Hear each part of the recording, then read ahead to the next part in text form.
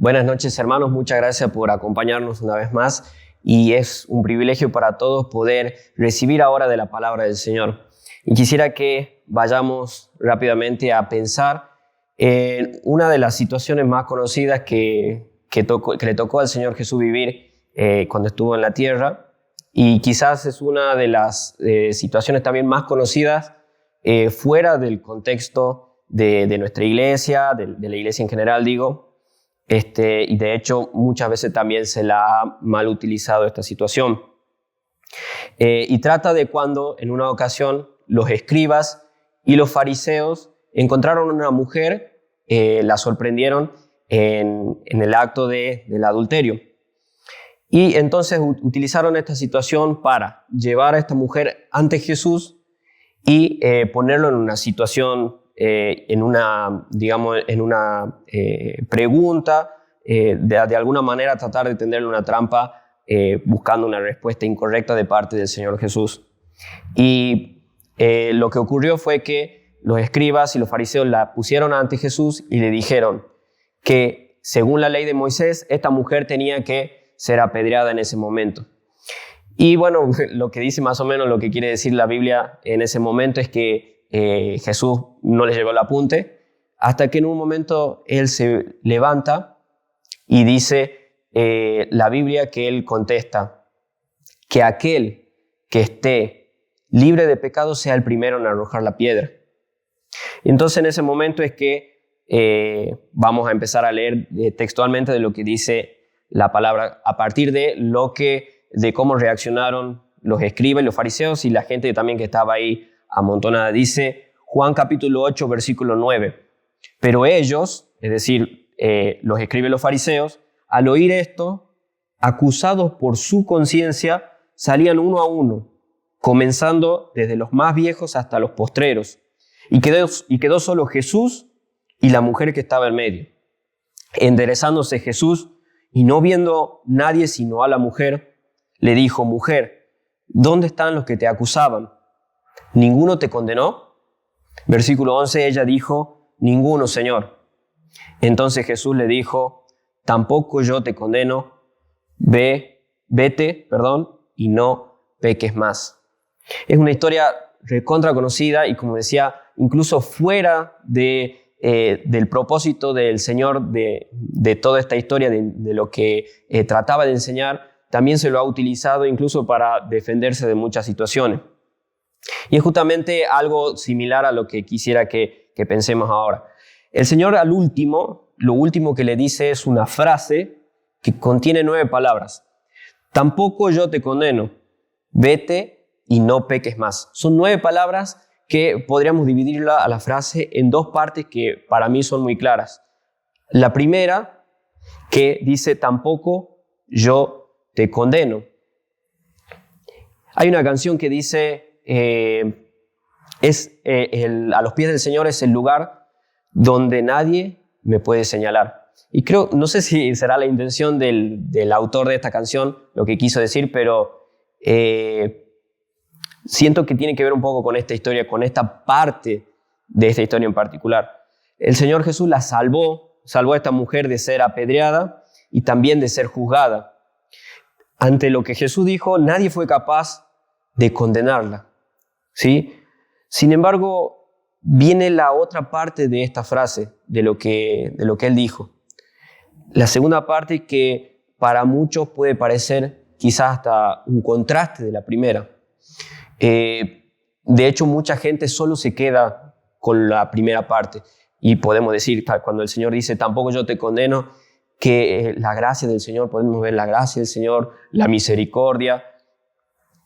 Pero cuando llega la segunda parte, es como que decimos que es un contraste con respecto a la primera. Y sin embargo, no es así. Es todo, entendemos que el Señor siempre usa las palabras justas, ni más ni menos, y es concreto con lo que dice. Y estas 9 palabras justamente muestran algo como esto.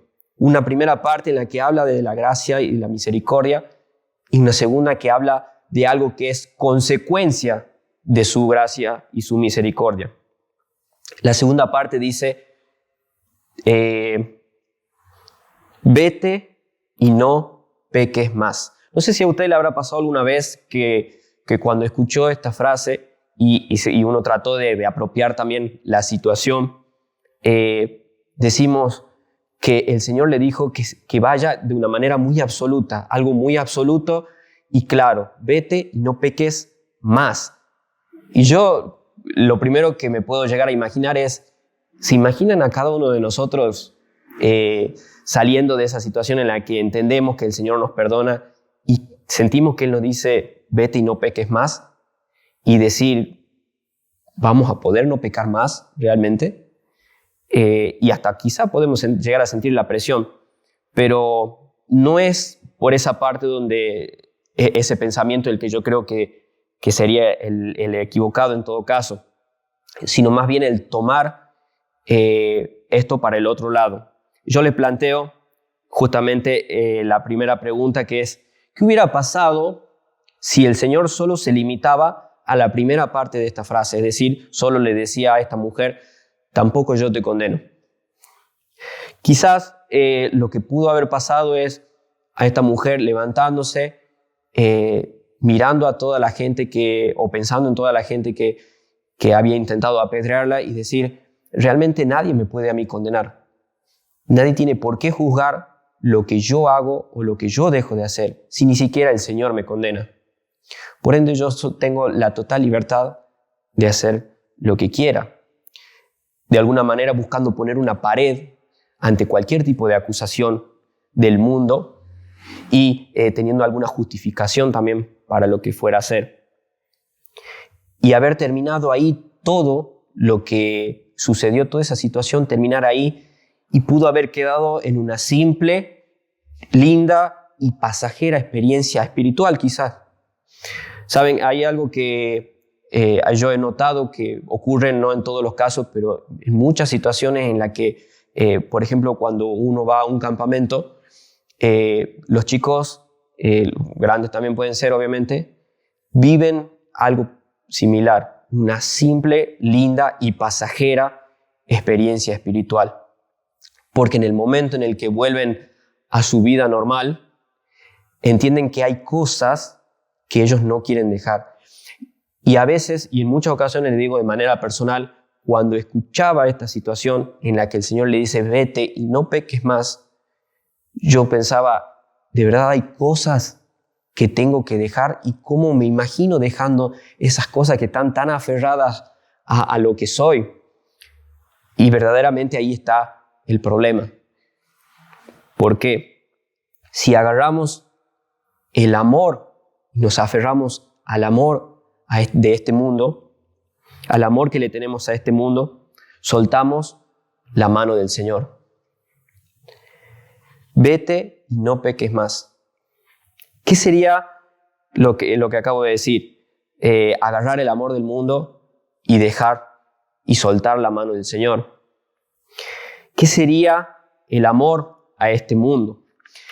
Hubo una ocasión en la que Demas, un colaborador del apóstol Pablo, en algunas cartas él, cuando todavía era colaborador de Pablo dice, por ejemplo, a los colosenses le dice, les envían saludos Lucas, el médico, y también Demas, colaboradores míos.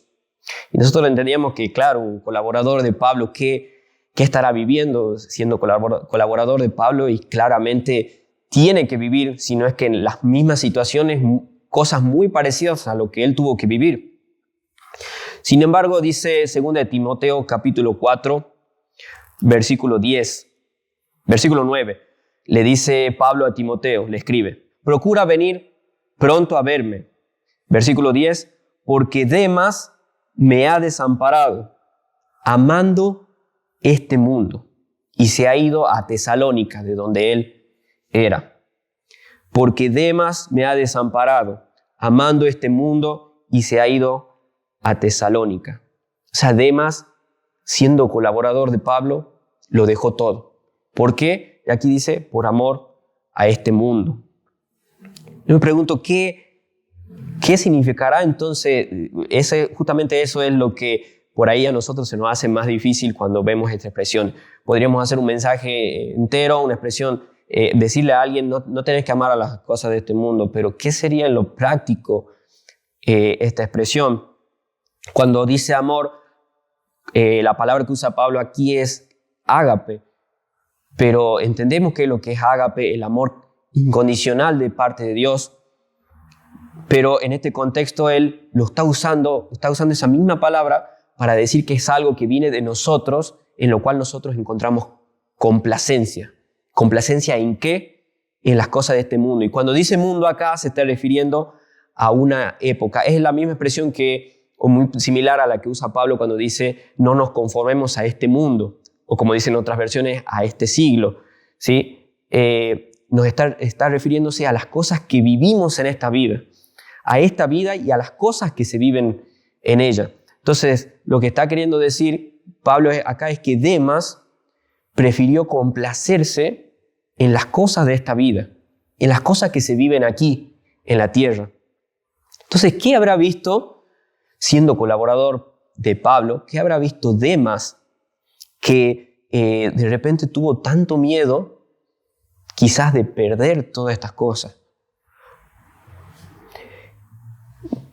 Creer que se estaba perdiendo la oportunidad de aprovechar o de vivir cosas en este mundo, perdiendo la oportunidad de, lo pongamos ahora en nuestro tiempo, supongamos, perderse la oportunidad de vivir en el alcohol, de vivir esos placeres de la droga.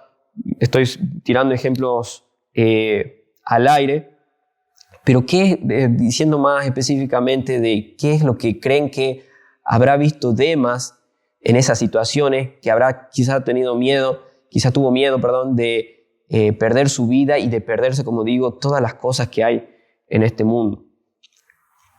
¿A qué puedo estar aferrado en este mundo? Primera de Juan capítulo 2, dice el versículo 15, no améis al mundo, ni las cosas que están en el mundo.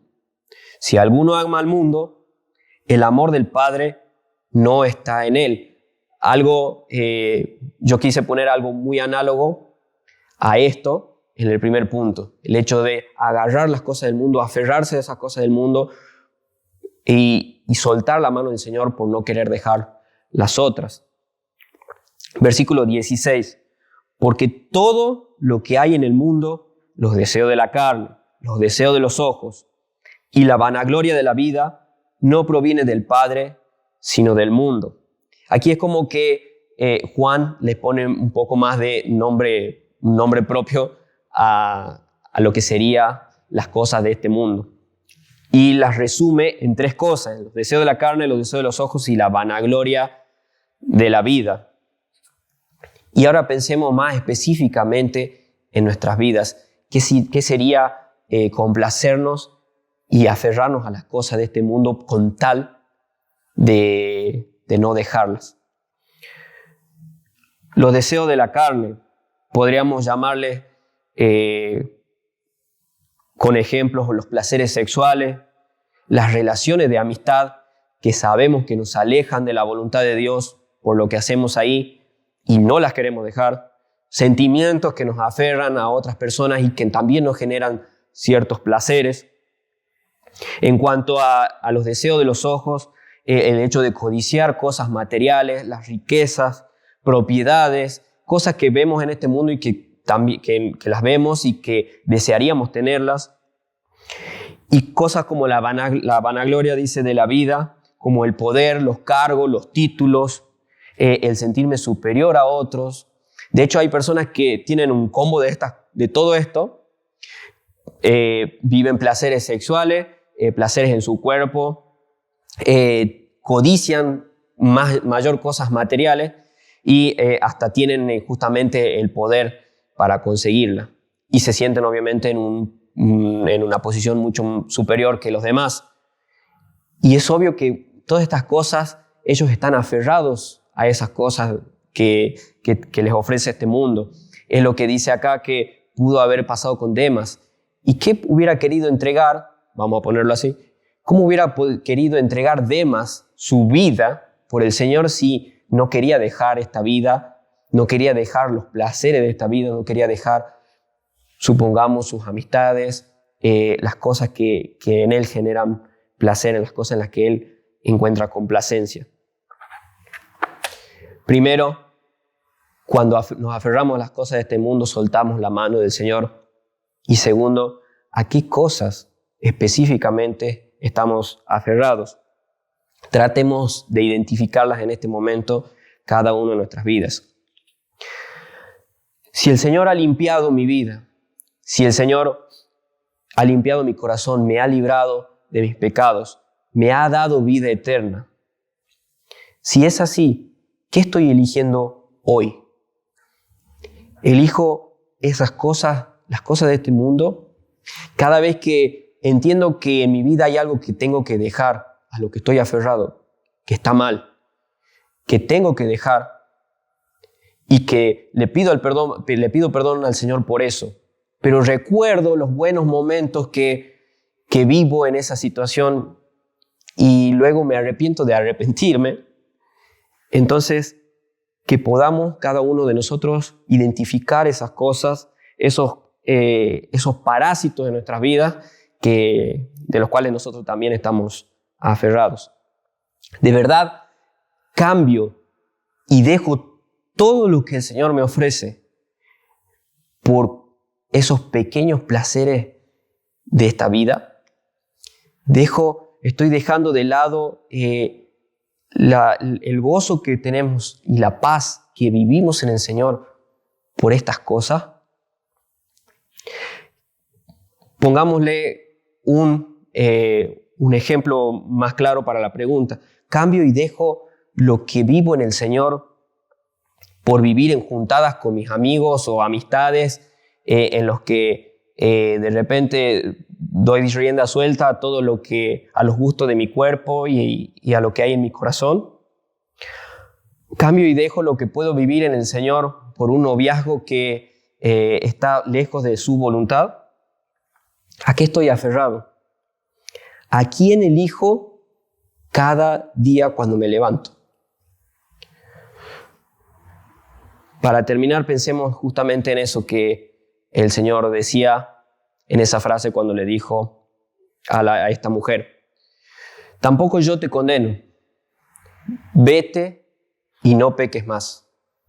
Su gracia, su misericordia y la consecuencia de entender su gracia y su misericordia, la consecuencia de entender su perdón, el hecho de vivir cada día eligiendo al Señor porque entendemos que Él nos ha perdonado y que no es una cuestión de aferrarnos a estas cosas porque creemos que vamos a perder la oportunidad de disfrutar en esta vida ciertas cosas, cuando no entendemos que el mayor disfrute, el mayor gozo, la mayor alegría siempre es vivir bajo la voluntad del Señor y no aferrado a esas cosas.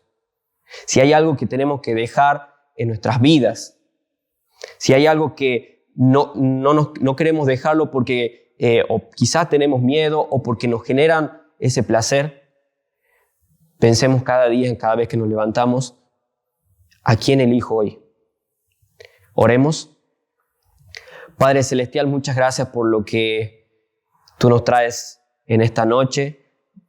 Queremos orar por cada uno de nosotros, por los de esta iglesia y por cualquier hermano también que nos esté escuchando y quizás alguna persona que no te conoce. Entendemos que tu gracia, tu perdón está a nuestra disposición y nosotros debemos entenderla y entender que debemos vivir en consecuencia de tu gracia y de tu perdón. Señor, ayúdanos a elegirte cada día, a que nuestro corazón se incline solamente ante ti, en que tú puedas, Señor, que nosotros más bien te permitamos trabajar en nuestras vidas. Tú lo puedes todo y puedes hacer un gran cambio en nuestras vidas. Queremos dejarte nuestros corazones ante ti para que así también podamos mostrar a otros cuán grande eres, Señor, y cuántos cambios puedes hacer en nuestras vidas. Si hacemos morir cada día a lo que somos y dejar que Cristo viva solamente en nuestros corazones. Oramos en el nombre de nuestro Señor Jesucristo. Amén.